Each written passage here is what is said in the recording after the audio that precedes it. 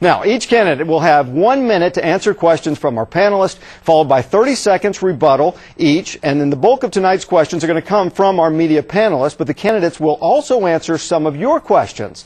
For the past week, we've collected more than 200 questions submitted via our website, kjrh.com. Questions were also submitted by our studio audience. The audience was hand-selected prior to the debate by members of the League of Women Voters, a nonpartisan political organization. Audience members represent our community, including teachers, the medical field, and the financial sector.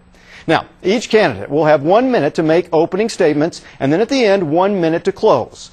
Prior to tonight, the campaigns tossed a coin to determine the order of those statements. We begin with State Senator Rice. Senator Rice, you have 1 minute. Thank you, Russ. It's an honor to be here. I thank the sponsors for having this tonight. It's a big honor to be able to make my case to the people of Oklahoma.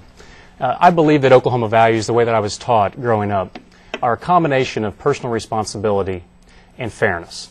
And those are the values that took me to study religious studies in college and to go overseas as a missionary, and the values that I take as an Oklahoma State Senator, and I'm honored to be able to do that.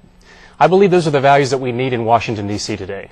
Washington, D.C. are controlled by special interests that the middle class of Oklahoma is invisible to them.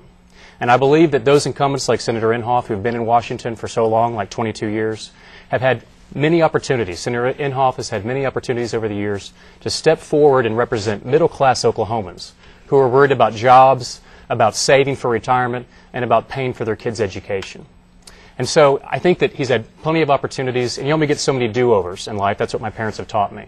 And if you want to go in a new direction this year and help change Washington and send someone who's going to be bipartisan, I look for your vote this November. All right, Senator Jim Inhofe is next. Jim.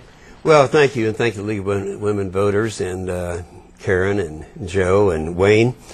Let me just say three things in this short period of time. First of all, I know I'm more conservative than most people, probably most people in Oklahoma, but I'm not apologetic about it.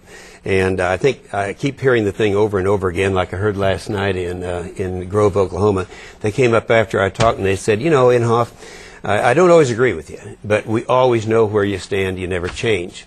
The second thing is I enjoy doing things that are difficult to do, like taking care of the Tar Creek problem, working with our military establishments that we over the state, the 5 major ones, and getting more back, working with the highways, trying to get back more than we send in, and we accomplished that for the first time. And then the last thing I've enjoyed being, I think the highlight of my life I've enjoyed, other than my 20 kids and grandkids, of course, some of whom are in here with me, I've enjoyed for the last 14 years serving in the United States Senate. It's been a real joy to me, and I plan to serve a little bit longer.